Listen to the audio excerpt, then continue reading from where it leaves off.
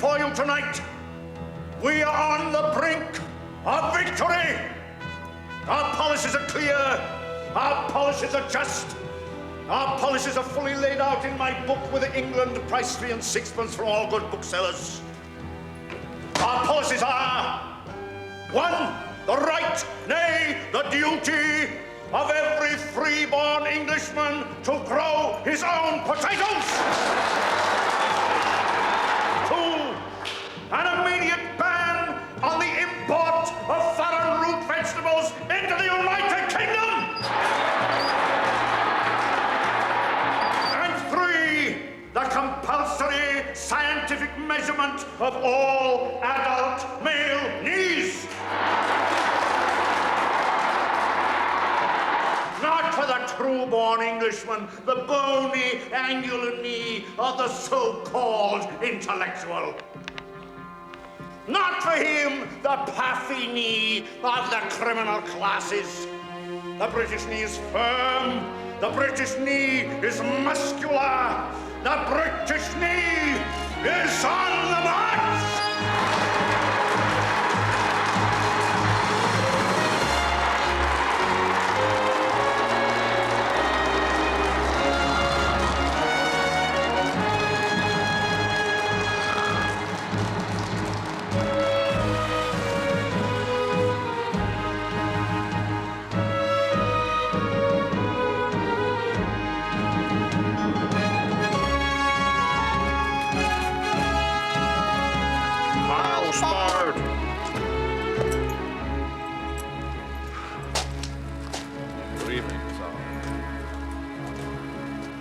Excellent rally, excellent. A dozen new recruits to the cause. Oh, that's good, isn't it? I'm sorry you weren't there, Watkin.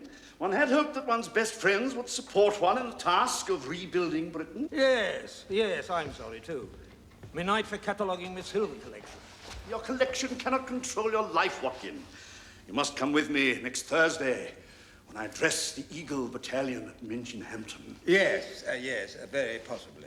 I shall now retire. We have to catch the 9:30 tomorrow, remember? Oh, yes. Good night, Stephanie. Good night. Good night, little Madeline. Good night.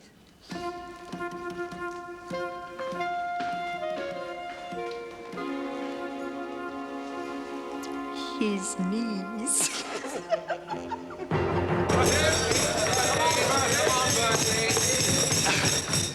Well, this is a happy occasion. Old Gussie getting engaged. Still,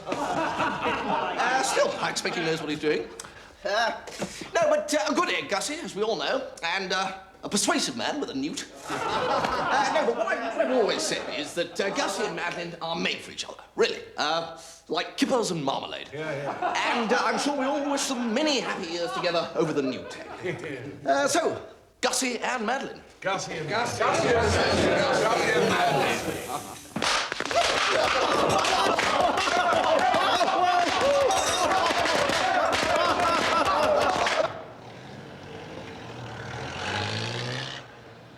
Well, Jeeves, a most satisfactory binge last night.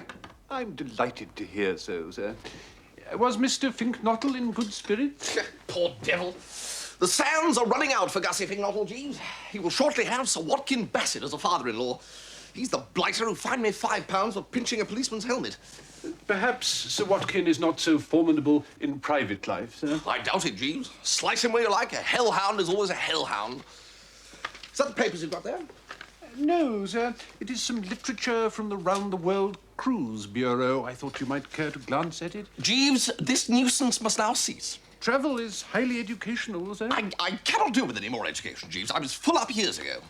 No, it's that old Viking strain of yours coming out again. You yearn for the tang of salt breezes. You see yourself walking the decks in a yachting cap. Possibly someone has been telling you about the dancing girls of Bali. I understand, and I sympathize, but not for me. Now, I refuse to be decanted into some blasted ocean-going liner and lugged off round the world. Very good, sir.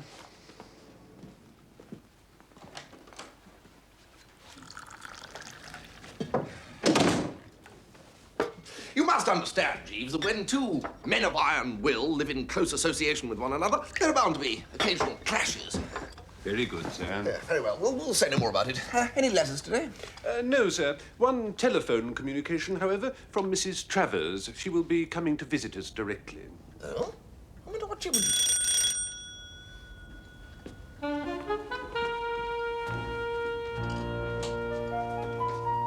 Is it awake yet? Ah, what's going on, Delia? I want you to go to an antique shop in Bond Street and sneer at a cow creamer. Do what at a what? It's silver. A sort of 18th century cream jug in the shape of a cow. Well, sounds dashed unpleasant to me. Well, it doesn't matter what it sounds like to you, young Bertie. Your Uncle Tom thinks it's the cat's nightwear. It's the only one left in the country, apparently. Go there, ask them to show it to you, and when they do, register scorn. This will sow doubts and misgivings in their minds and make them clip the price a bit. Your Uncle Tom's been having a bad time lately with his collection. Everything he's tried to buy, that bastard Watkin Bassett has pipped him at the post. If he can get this thing cheaply, it may save him from an early grave. You have one of your wonderful ideas, Jeeves. If Mr. Wooster, while sneering, could imply that the object is probably of modern Dutch manufacture, the vendor might be the more inclined to lower his ambitions. Why Dutch? The Dutch, sir, while an admirable people in many ways and renowned for their domestic hygiene, are not considered to be of the first rank in matters of Argentine craftsmanship. Well, you heard what Jeeves said. Now, run along and sneer.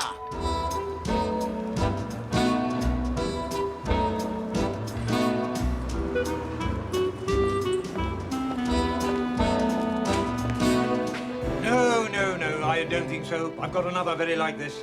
You've got one of everything, I should think, in that blasted collection of yours. How about this very rare Georgian teapot, sir? Morning. Oh, I'll be with you in a moment, sir. Hello, Fox. Do you, young man? No.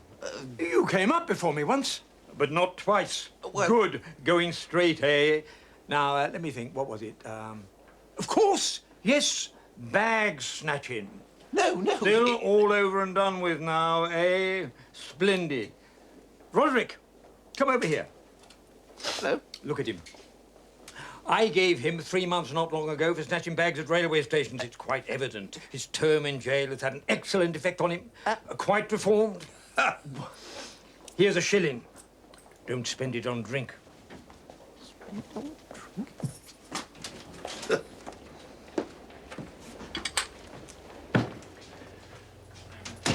Oh, have the gentlemen gone? Yes, they're gone, yes. Where was I? Oh, yes, I understand you have an 18th century cow creamer for sale. Oh, you're too late. I'm afraid it promised to a customer. Name of Travers? Ah. Well, that's all right, then. The above Travers is my uncle. He sent me along to have a look at the thing. Oh, right. I expect it's absolutely rotten. It's a beautiful cow creamer. Oh, dear. What? No. No, this won't do at all. Modern Dutch. Modern Dutch? What do you mean? Have a look at the hallmark. No. Here. I can't see any hallmark. Are you blind? Take it out in the street. Have a look at it in the lake. Oh, dear, the phone again.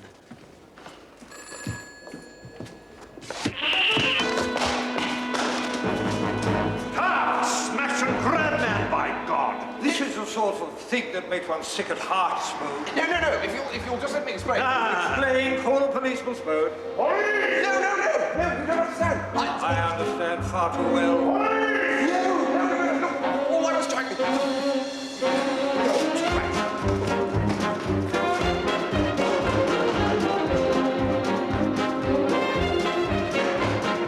I say, Spode, look at this.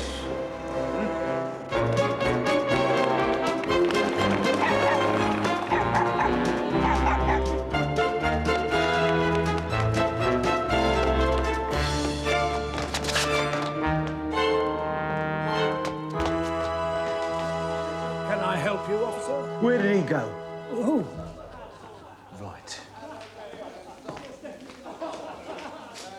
I shouldn't go in there if I were you, officer. Oh, no.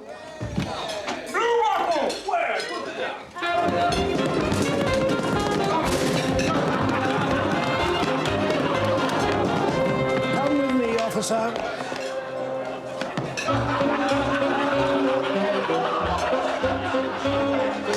This way. Come along.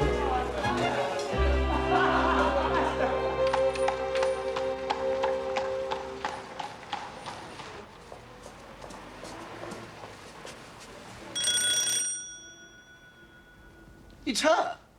Sir? Aunt Dahlia. Tell her I've gone to Switzerland. Mrs. Travers will be most disappointed, sir. Mrs. Travers will be boiling anyway, Jeeves, if she's found out how miserably I failed with that dratted milk jug. Good morning, Mrs. Travers. Mr. Wooster asked me to say that he's gone to Switzerland. Oh, piffle, Jeeves, get the blighter out of bed. Very good, madam. Mrs. Travers, sir. Well, I thought I told you to... I'm afraid she seemed disinclined to believe me, sir. But I can't face her, Jeeves. Courage mounteth with the occasion, sir. But it didn't mounteth with me, Jeeves, on the occasion of coming face to face with an irate aunt. You know that cow creamer I asked you to sneer at yesterday? Ah, well, yes, as a matter of fact, I was Did you sneer? I did. Well, your sneers were wasted. That unmitigated hound Bassett has bought it. He went to the shop and told the shopkeeper that Tom had sent him. Well, well, well. Is that all you can say? Well, well, well. Well? Oh, do stop it. If I ever catch the idiot who told Watkin of the thing's existence, I shall not be responsible for my actions. Oh, I don't think you should be too severe, Aunt Dahlia. No, I shall not be severe. I shall be just. When I find out who it was, I shall sever his head from his shoulders. You admit, I hope, that by every moral law, that cow creamer belongs to Tom. Emphatically. And that if Tom finds out that Watkin blasted Bassett has got it, he'll probably sink into a dreadful lassitude and take no further interest in life. If you say so, whole flesh and blood. Good. Because you're going to steal it back for me. I don't care how spiritual Harold Pinker is, Madeline. I'm Stephanie's guardian. You know he played cricket for Oxford. I don't care if he played tiddlywinks for the Sorbonne. It's bad enough you and this newt fancy you've got coming down. I'm not having her marry some half-baked curate. Harold is not half-baked, Uncle Watty. Perhaps someone left the oven door open. I don't want to hear another word about this, Stephanie. He won't always be a curate, either. Good. When he's Archbishop of Canterbury, he can ask you to marry him.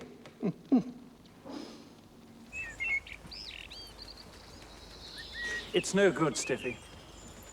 Sir Watkin will never allow you to throw yourself away on a penniless curate. Oh, you are wet sometimes, Harold. We've just got to convince him that you're the stuff archbishops are made of. All right. I shall be dignified. I shall be urbane. If we could just not trip over the furniture at this start. Come on. There's the gong. Come along, Bartholomew.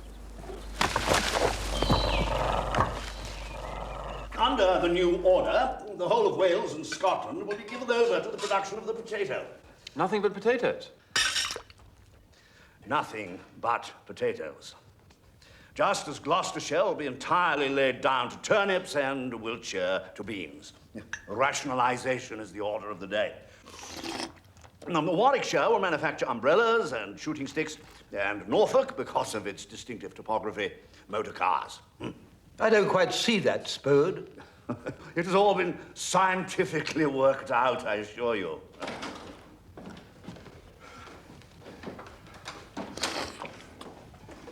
I'm sorry I'm late, Watkin. I've just been arranging my tanks. Tanks? Yes, my newt tanks. Mr. Finknottle breeds newts. When Augustus and I are married, I'm going to learn all about newts. Married? Augustus and I are getting married. Little Madeline? Married? To him?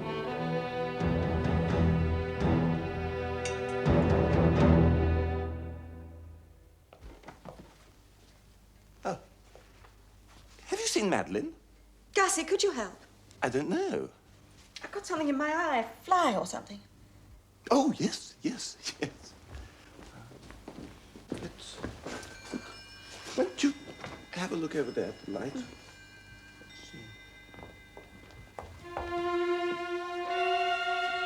Gussie! Oh, hello, Madeline.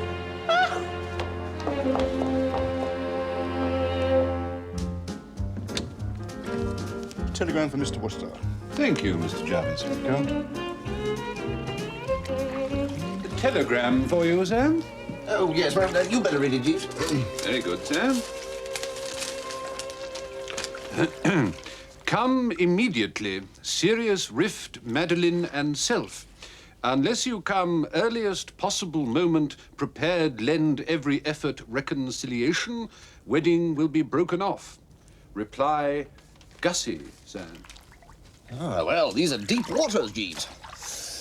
There's only one thing we can say with any certainty, and that is that Gussie has made an ass of himself again. There is that possibility, sir. Have you got your telegraph pad handy? Yes, sir. Right, well, send this. Finknottle, Totley Towers, Totley in the World, Gloucestershire. Yes, that's all very well. You say, come here immediately, but how Dickens can I? Relations between Pop Bassett and self, not such as to make him welcome Bertram. Would hurl out on ear and set dogs on. What serious rift? Why serious rift? Why Dickens? What have you been doing to the girl? Reply, Bertie. Forgive me for mentioning it, sir, but am I not right in thinking that should the rift between Mr. Finknottle and Miss Bassett not be healed, Miss Bassett may well raise her sights and regard you as a matrimonial prospect once again?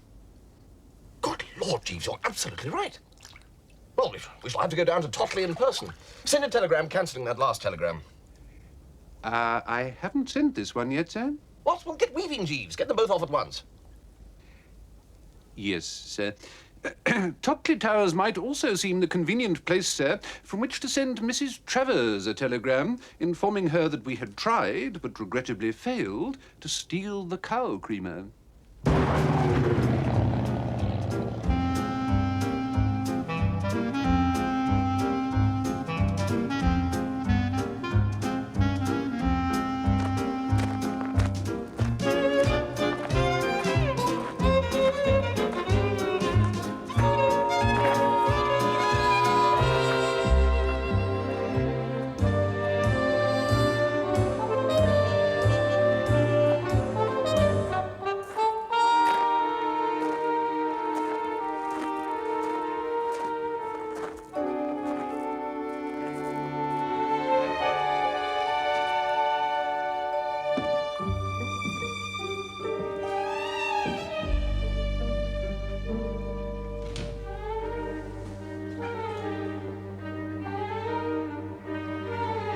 Hands up! Now, look. Now, Watkin, come here. Yes, here I am. What is it? Look at this. Good God, the bag snatcher. He'd already begun to loot the place. Look, he's got your creamer again. It's unbelievable. He must have followed us down. Bring him along to the library. I'll issue a warrant for his arrest. Put the ruffian away once and for all. Why? If he resists, shoot him, Spode. Don't hesitate. Will you listen? What a lot of noise. Why, Bertie, when did you get here? I've only just arrived. You don't mean you know this man? Of course I know him, Daddy. Bertie is an old friend of mine. I told you he was coming. He snatches bags. And makes daylight raids on antique shops. He's asked to meet cow creamer. Look, he's got the blasted thing in his hand. You are an old silly, Daddy.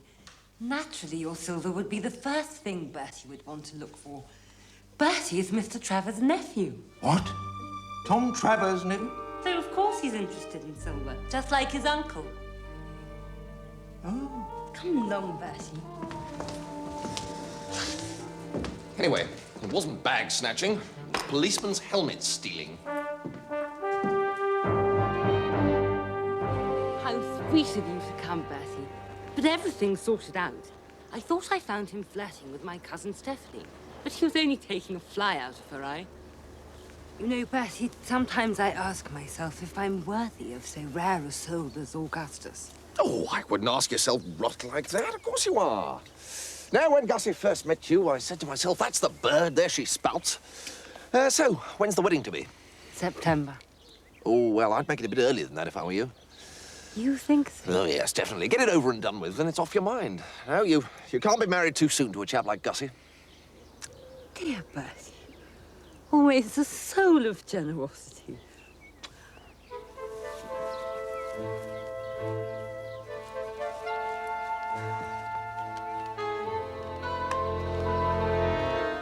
Wooster, I want a word with you.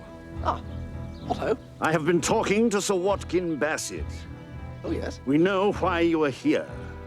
Oh, yes? Stop saying, oh, yes, you miserable worm, and listen to me. It is perfectly plain to us why you are here. Your uncle has sent you to steal the cow creamer for him. No. You needn't trouble to deny it. I found you with the thing in your hands already. Well... You're being watched, Wooster. Watched closely. There's going to be a police guard on the cow creamer. And if you're caught trying to steal it, I shall immediately beat you to a jelly. Oh. Or perhaps you think you will be clever enough to steal it without being detected. Listen to this. If that thing disappears at all, I shall know where it has gone, and I shall still beat you to a jelly. You will then go to prison. Have you got that clear? Definitely. Splendid.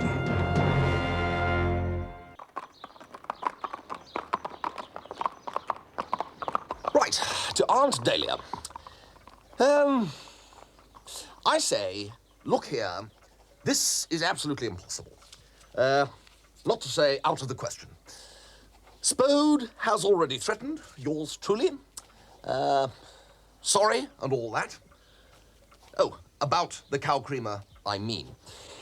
Anyway, there it is. Toodle pip. Your affectionate nephew, Bertie. Is it a code? Morning. Morning, Constable Oaks. Where be the blackbird be? I know where he be up yonder low tree. I be after stick a lammer the blackbird of thee. No, it's a darn Bartholomew dog. Get off, stupid dog. Get off. Get off. Leave me alone. Get away from me. Get away. Get away from you, stupid.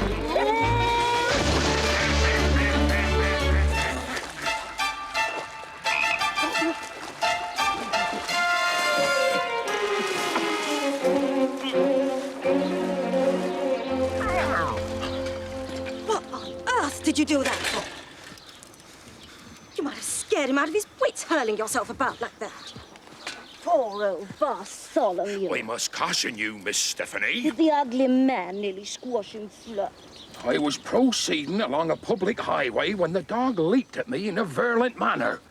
I was zerled from my bicycle. Well, you shouldn't ride a bicycle. Bartholomew hates bicycles. I ride a bicycle, miss, because if I didn't, I would have to cover my beat on foot. Do you? Good. Get some of the fat off you. I will have to summons you once more, miss, for being in possession of a savage dog whilst not under proper control. Don't be an ass, Oates. You can't expect a dog to pass up a policeman on a bicycle. It isn't human nature. I intend to fight this case to the House of Lords. And I shall call this gentleman as material witness.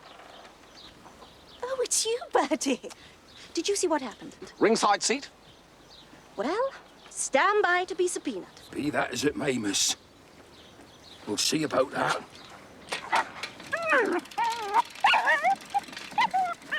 I'm just on my way to see Harold.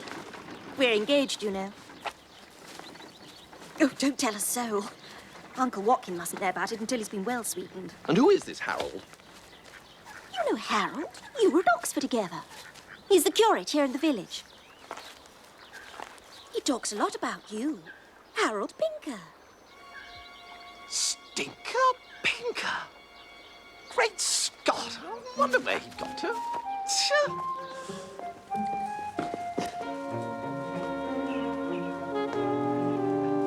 Oh, there you are, Bertie. Here's Harold. Stinker! Good heavens! Bertie, well. Oh, it's wonderful what became of you. I was wondering only the other day what had happened to you. Good heavens. Well, well, well. Extraordinary thing. And here you are. Well, well, well. Absolutely amazing. Good heavens. Is that the end? Bertie, we want you to do something for us. What? Harold, we can't talk here. Come up to Harold's room in the rectory. Fancy you being engaged to old Stinker. I'm so happy I could bite a grape. Or at least I should be. Sit down, Bertie.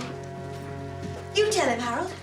Well, what we thought was you could steal Sir Watkins' new cow creamer.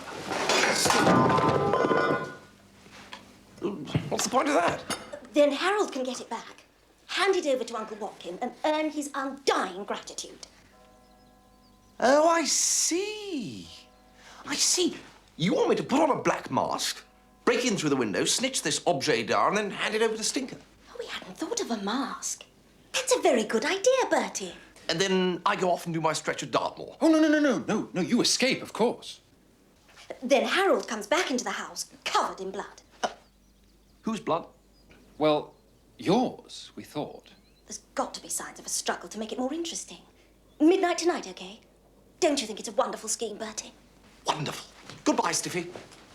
But you don't mean you won't do it. I do mean I won't do it.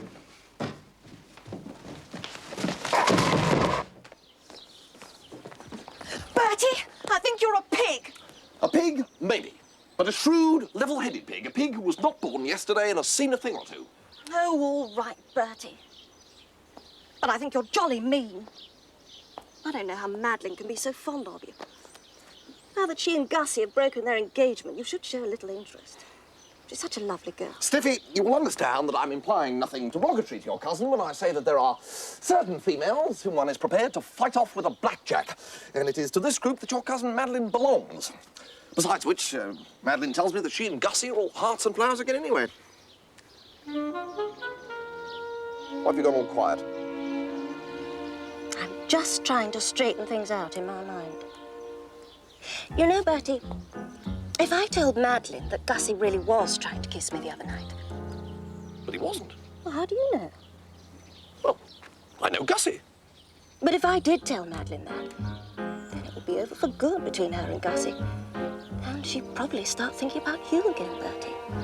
You know how fond of you she is. Now, look. However, as you're going to be so sweet and going to help me and Harold by stealing that cow creamer thing, I suppose I shall have to stretch a point or two and not tell her. Stiffy. Midnight tonight, Bertie.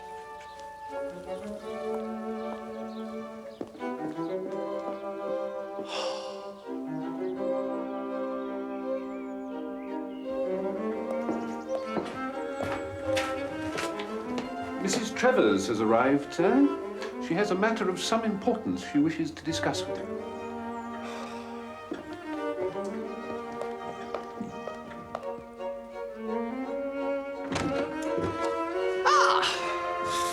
What ho, under my bosom? What do you mean by sending me those blasted silly telegrams? What? Oh, in Ray the cow cream, you mean? Well, as I said, Ardelia, one has tried, one has failed. One can do no more. Don't you try that dying duck in a thunderstorm stuff on me, young Bertie. You will get that cow creamer. No, you don't understand, Ardelia. I have tried. I've been threatened with a shotgun, and Roderick Spode says that if I try again, he'll beat me to a jelly. Yeah, go on. What do you mean, yes, go on? You wouldn't want your favourite nephew to be beaten to a jelly now, would you? Might be an improvement. Oh, just pull yourself together, Wooster, and retrieve that cow creamer. Get him moving, Jeeves. Very good, Mrs. Travers. This is getting beyond a joke, Jeeves. Aunt Dahlia wants me to pinch that blasted cow creamer. Stiffy wants me to pinch the blasted cow creamer. Do you want me to pinch the cow creamer, Jeeves? I think it would be most unwise, sir. Well, you're the only one. I explained to her why it was impossible, and all she could say was, well, get on with it. There may be a way of taking Roderick Spode and his threats of violence out of the picture altogether, sir. Really? Well, I don't see how. If one were to get the goods on Mr. Spode, as I believe the underworld phraseology has it, he might well be rendered a negligible force, sir. Well, yes, we haven't got anything on him. I don't even know where we'd look. I was thinking of the Junior Ganymede, sir. It is a club for gentlemen's personal gentlemen in Curzon Street. A club? You mean like White's? Of a similar nature, sir. The premises are more comfortable, however, and the members less Bolshevik. And you're a member? Oh, indeed, sir. And Mr. Spode's personal attendant is sure to be a member also, and would naturally have confided to the secretary a good deal of information concerning Mr. Spode for inclusion in the club book. The club book? Under Rule 11, each member is required to supply the club with full information regarding his employers, past and present. This not only provides entertaining reading, but also serves as a warning to those members who may be contemplating taking service with gentlemen who fall short of the ideal. Did you tell them about me? Oh, yes, sir. Well, everything. The night I came home from Pongo Twistleton's birthday party and mistook the standard lamp for a burglar. That episode is a particular favourite with members, sir. They like to have these things to read on wet afternoons. So what's our idea, then? Phone the secretary for information about Spode? The secretary is not permitted to dispense such highly confidential information over the telephone wires, sir.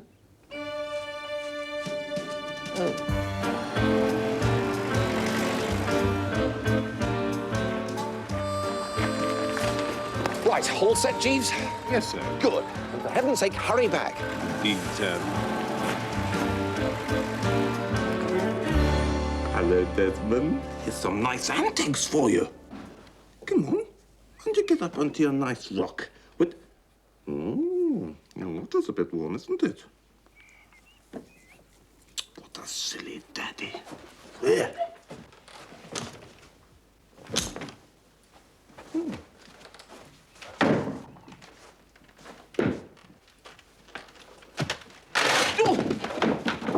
Come in. Oh, sorry, sir. I just wanted to turn your bed down. Shall I come back later, sir? No. This curtain's stuck. I'll get Mr. Herbert to come up and see to it, sir. You could reach it if I lifted you up. Oh, I don't know about that, sir. Well, it's Desmond, you see. The sun's on his tank. I don't know, sir. No, just stand there. You see, it's the ring that's stuck, I think. No, I can't quite reach, sir. Well, we'll try once more. I don't know as I can, sir. Of course you can. Come on. Gussie. Oh, hello, Madeline. I'm just, Gussie, how could you? Madeline? Of course, one can't get proper gentlemen nowadays. They're not what they were, sir. The one I've got at the moment insists on calling me by my first name. No one tries to be tactful, of course. One is simply swimming against the tide. I blame their parents. Yes, How's yours now, Jeeves? Oh, really? Quite promising. I always suspected I could make something of him, and such is proving to be the case. But you want to see the book, don't you? I'm not considering another gentleman. This is quite another matter. The book for Mr. Jeeves, if you please. Well, I must say mine's coming along very nicely indeed. You remember I had to be quite severe with him about wearing a soft hat before Goodwood? Good as gold, man. Good as gold. Thank you. I'm really quite concerned about this first name business. I think they pick it up from the cinema. Why don't you try not answering when he calls you by the wrong name? Oh, I don't think I could carry that off. One doesn't like to hurt their feelings, does one? No, I don't.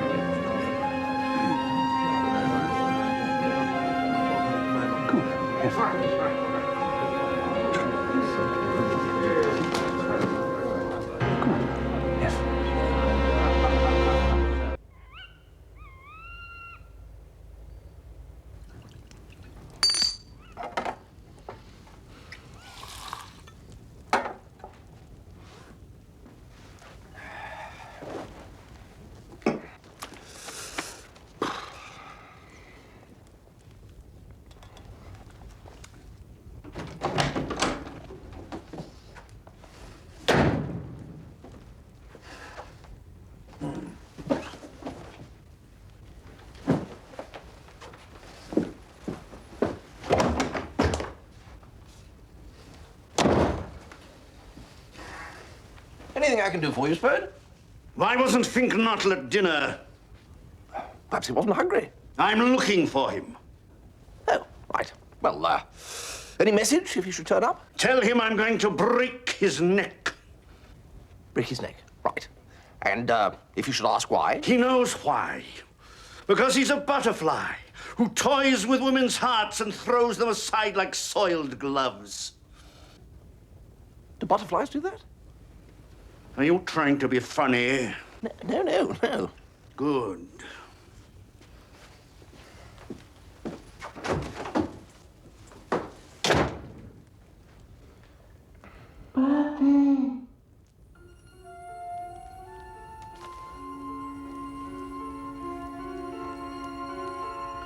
Show yourself. I am not afraid. Do you bring a message for me from the other side? Let me out of here.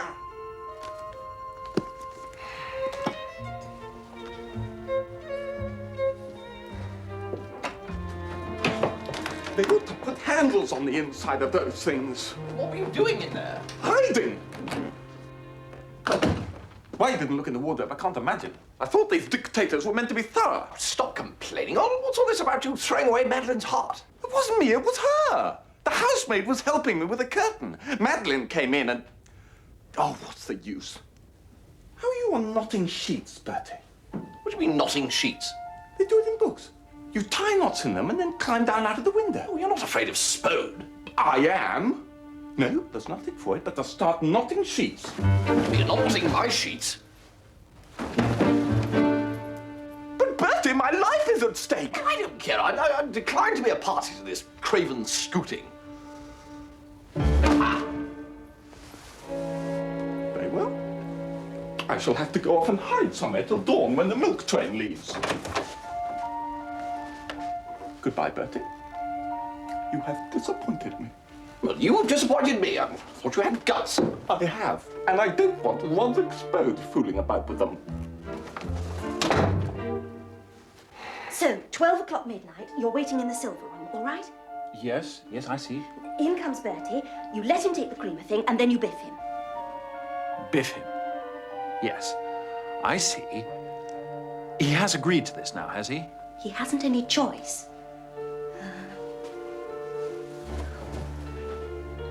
That should do it, I should think. Really? We want to see some blood, remember?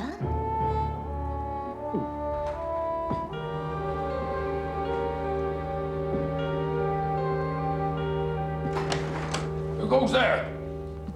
All quiet, Oates. All quiet, Sir Watkins, sir. I'm turning in now. Remember, Oates, I'm relying on you. And keep a special eye on that cow creamer. Very good. Sir Watkins, sir.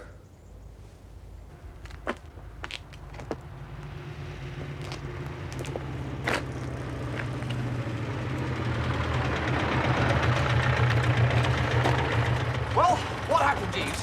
Has Spode got a secret? Indeed he has, sir. Tell me all. I fear I cannot do that, sir. The rules of the club regarding the dissemination of such material are very rigid. Well, what was the better use of going, then? It's only the details of the matter that I'm precluded from mentioning, sir. I am perfectly at liberty to tell you that it would greatly lessen Mr. Spode's potentiality for evil were you to inform him that you know all about Eulalie. Eulalie? Eulalie, sir. You're sure you can't go any deeper into the subject? Quite sure, sir. Were I to do so, it is probable that my resignation would be called for. Well, we wouldn't want that, of course. Oh, all right, Jeeves, drive on. Eulalie, eh?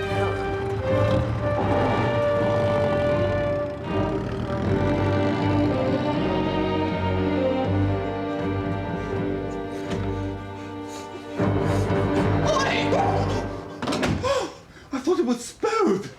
What do you mean sneaking up on a fellow like that? This is my blasted room, Finknottle. What do you mean by mucking up my bed linen after I specifically forbade it? You have sheets of your own, go and knock those. How can I? Spode's sitting on my bed. Ah, well, I have good news for you on that front, Gussie. You need no longer fear Spode. What do you mean I need no longer fear Spode? Talk sense, Wooster. I mean exactly what I say. Spode qua menace, if qua is the word I'm after, is a thing of the past. I have learned something about him, Gussie, which he would not care to have generally known. What? Do not bother yourself with details, old fruit. Suffice it to say that I'm now in a position to put it across the fellow in no uncertain fashion. If he should attempt any rough stuff, I shall give him the works. Frank Knuckle! This may be the blighter now. Lock the door! Lock the door! That will not be necessary. Watch me deal with him, Gussie. It may amuse you. Ha! Well, Spode, what is it now?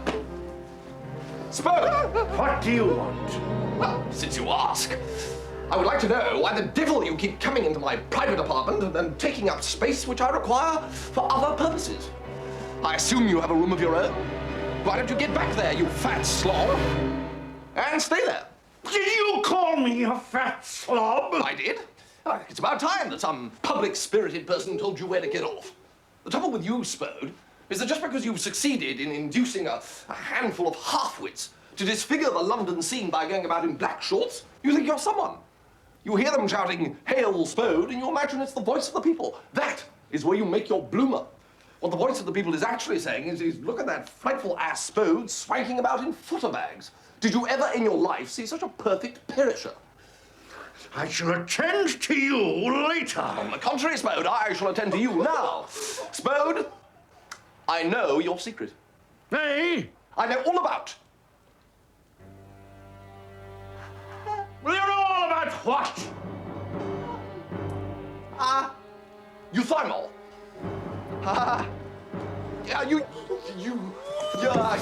Eureka.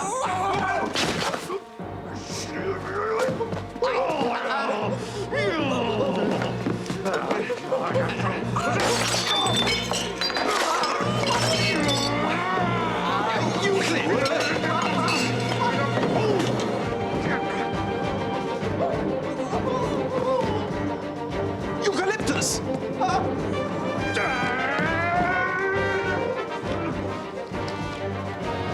Euripides. And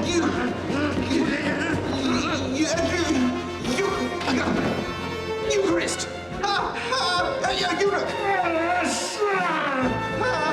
Euphonium. Thank you.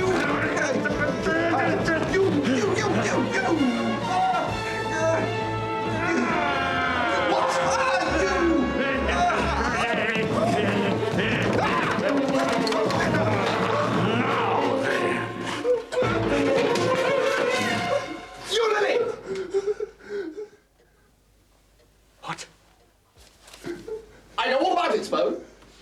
Oh, yes, I know all about you, Lily. Oh, but how did you find out? Well, I have my methods, Spode. Yeah, but you won't tell anyone, will you, Wooster? No, I won't. Oh, thank you, Wooster, thank you. Provided that we have no more of these extraordinary exhibitions on your part. Oh, of course, of course. I've been acting rather hastily. I forgot myself. It won't happen again. Well, it had better not. Good Lord, threatening to beat a chap to a jelly. Oh, I know. I was wrong. Well, I shall be very sharp on that sort of thing in future, Spode. I understand. Yes. As a matter of fact, I've not been at all satisfied with your behaviour ever since I came to this house. You called me a miserable worm this morning. I'm sorry that I called you a miserable worm, Wooster. I spoke without thinking. Ah, yes, well, always think, Spode, always. Right, well, that is all. You may withdraw. Good night, Spode. Good night, Wooster. And say good night, nicely, to Mr. Fingnottle. Oh, good night, Fingnottle.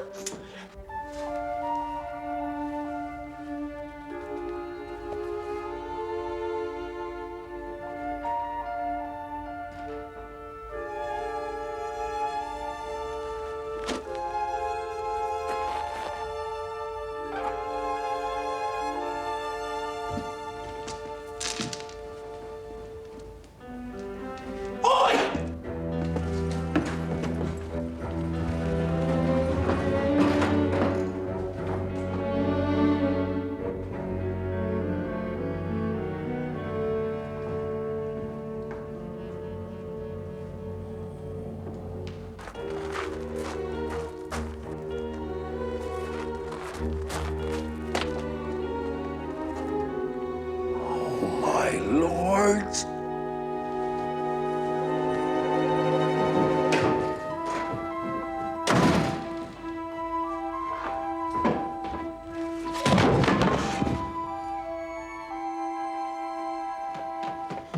Where do you think you're going? It's gone, sir. What's gone? The cow thing, sir. It's gone. And you're just going off and leaving everything else unguarded, witless.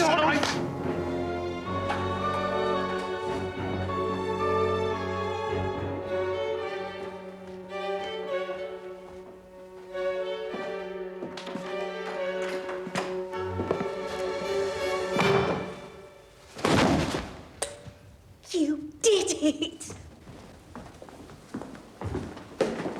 Help! Thief! Help! It's not Bertie! What? Oh, it doesn't matter. Help! I can't understand it, Sir Watkins, sir. It's got to be there somewhere, Sir Watkins, sir. Harold caught the thief. What? Oh, well done, young man, well done. Who's that? Harold saw him come in and hit him with his cricket bat. What the devil are you doing, Spode? Oh, no, you idiot, Harold! That fool of a policeman said there was some silver missing. There was an intruder, Sir Watkins, sir. I very nearly apprehended him, and... My cow creamer. It's gone. It's gone.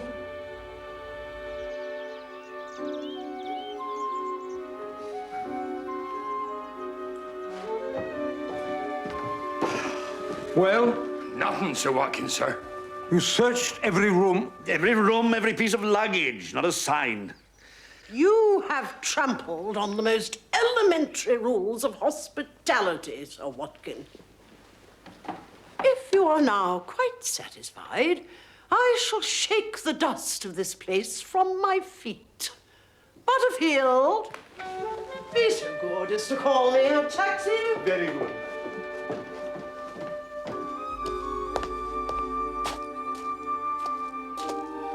Thank you, Mr. Butterfield, for a most enjoyable stay.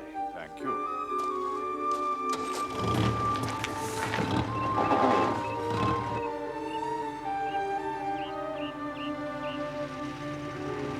Bloody rum, Jeeves, all that.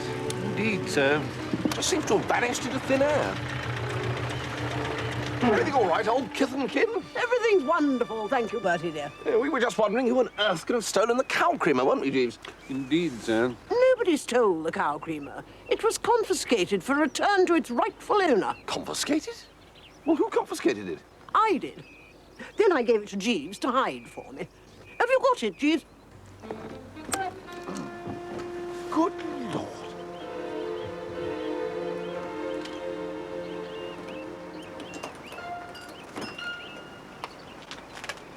Good Lord. Thank you, Jeeves. Ta-da, Bertie.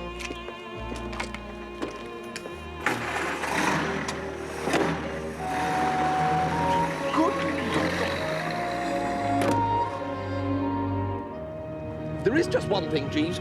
I do wish you could give me the inside dope about Eulalie. The rules of the Junior Ganymede are extremely strict, sir. Jeeves, if you give me the lowdown, I will come on that world cruise of yours. No, sir. No, I could not betray a trust. Jeeves, I stand in awe. I'm almost tempted to come on that world cruise anyway as a reward for your resolution. That would be extremely generous, sir. I said almost, Jeeves. Yes, sir. The adverb did not escape me.